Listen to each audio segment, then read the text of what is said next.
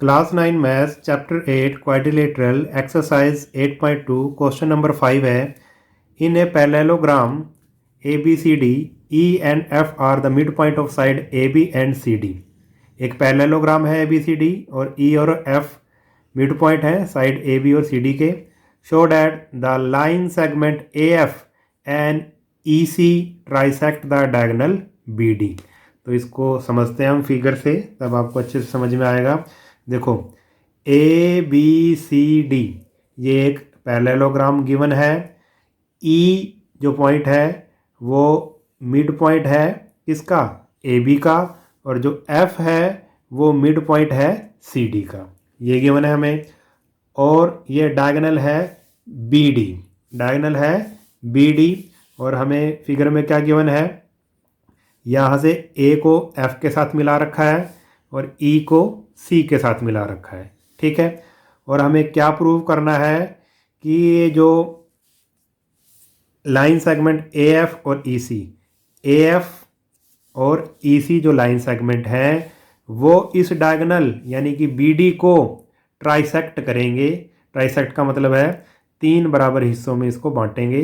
यानी कि हमने प्रूव क्या करना है, बी क्यू, क्यू पी और पी डी ये तीनों आपस में इक्वल हैं। अगर ये तीनों इक्वल हो जाएं तो इसका मतलब क्या है कि जो ए एफ और ई सी है वो इसको डायगोनल बी डी को ट्राइसेक्ट कर रहे हैं।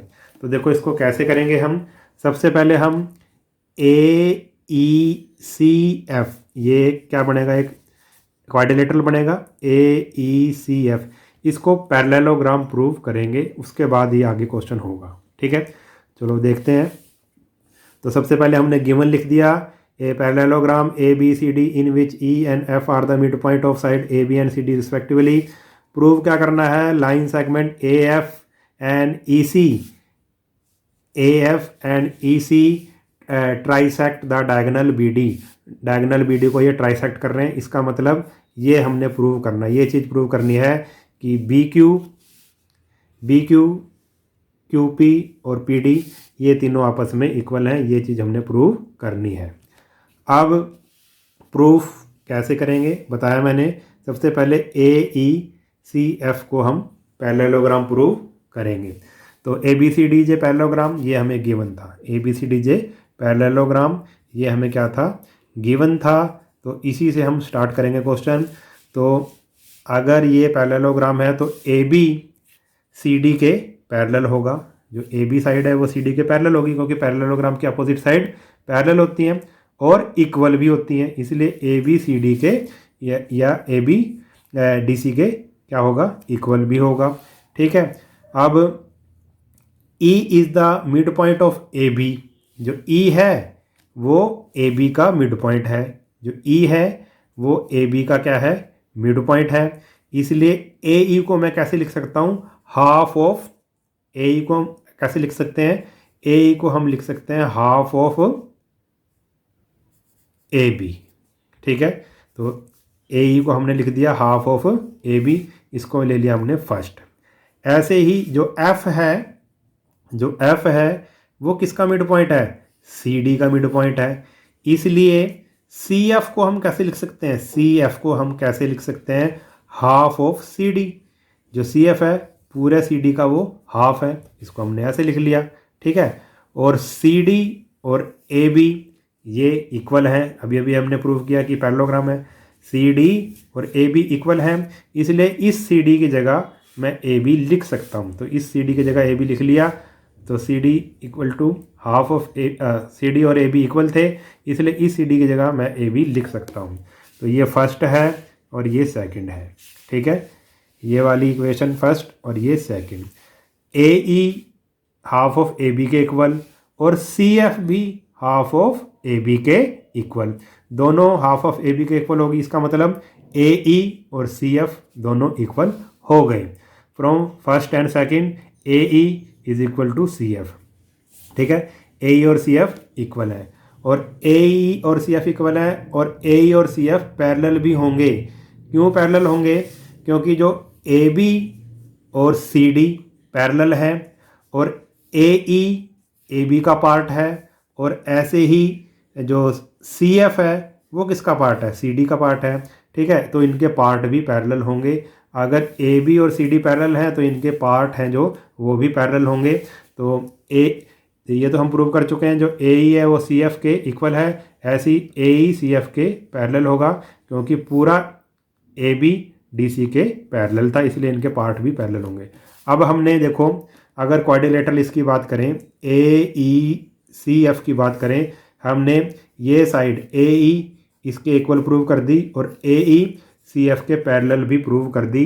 तो जब ऐसा हो जाए तो फिर वो क्या बन जाता है, एक पैरेललोग्राम बन जाता है। तो हम लिख देंगे thus a pair of opposite side of a quadrilateral AECF are parallel and equal, therefore AECF is a parallelogram। हमने ये प्रूव कर दिया कि AECF एक पैरेललोग्राम है। अब देखो इसको, इस क्वेश्चन को आगे हम कैसे करेंगे।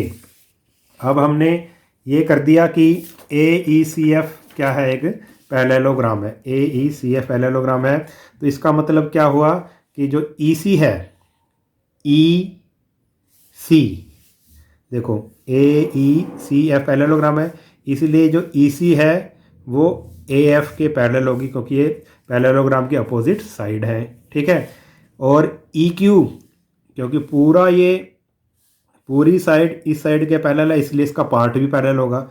जो EQ है, ये वाला EQ, वो AP के पैरेलल होगा। ऐसे ही QC किसके पैरेलल होगा, PF के पैरेलल होगा, ठीक है। क्योंकि ये दोनों साइड पैरेलल हैं, इसलिए इनके पार्ट्स भी आपस में पैरेलल होंगे।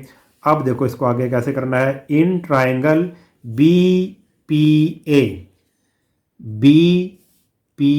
ये वाली ट्राइंगल ले ली हमने, ये वाली, ठीक है, BPA ये वाली, ठीक है। E is the mid point of AB, जो E है वो AB का मिड पॉइंट है, बिल्कुल सही है, ये तो गिवन था, ठीक है। और EQ पैरेलल है AP के, ये अभी अभी हमने प्रूव किया है, ठीक है। तो कन्वर्स लगाने के लिए अगर मिड पॉइंट का अगर हम कन्वर्स लगाएं तो हमें एक तो मिड पॉइंट पता होना चाहिए, और कि ये वाली जो लाइन है, लाइन सेगमेंट है, वो दूसरी लाइन सेगमेंट के पैरेलल होनी चाहिए, ठीक है। तो ये मिड पॉइंट पता लग गया और ये लाइन इसके पैरेलल है। इसका मतलब क्या होगा, जो Q पॉइंट आएगा हमारे पास, वो थर्ड साइड जो PB है उसका मिड पॉइंट होगा, ठीक है। तो हमने ये लिख दिया कि E is the mid point of AB और EQ पैरेलल है AP के। तो by converse of mid point theorem, जो Q is the mid point of PB, यानी कि BQ QP के इक्वल हो जाएगा। इसको मान लिया हमने थर्ड। ऐसे ही CQD ले लेंगे। अब CQD ये वाली ट्रायंगल CQD, ठीक है। इसमें भी ऐसे होगा, जो F है वो क्या है, मिड पॉइंट है, ठीक है। F is the mid point of CD, F क्या है, मिड पॉइंट ऑफ CD।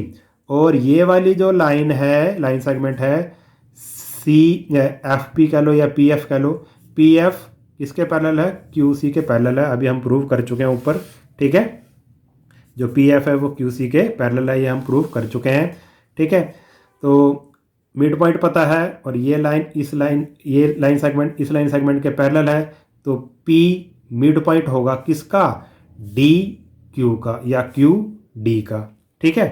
तो इसका मतलब अगर PQD का मिड पॉइंट है तो क्या होगा, QP और PD इक्वल हो जाएंगे। तो by converse of mid point theorem QP और PD क्या हो गए, इक्वल हो गए। ये होगी इक्वेशन 4।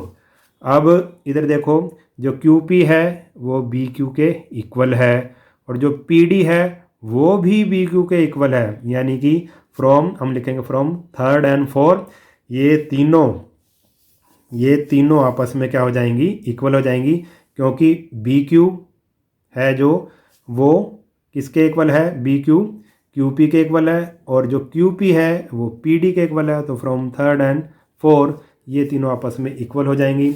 अगर ये और ये यानी कि BQ QP और PD ये आपस में इक्वल होगी, इसका मतलब क्या हुआ कि जो AF है और जो EC है वो डायगोनल BD को ट्राइसेक्ट कर रहे हैं। ठीक है, तो इस तरह से ये क्वेश्चन हमने करना था। अगर वीडियो आपको अच्छा लगा है तो चैनल को सब्सक्राइब कर लेना और वीडियो को अपने सभी दोस्तों के साथ शेयर ज़रूर कर देना।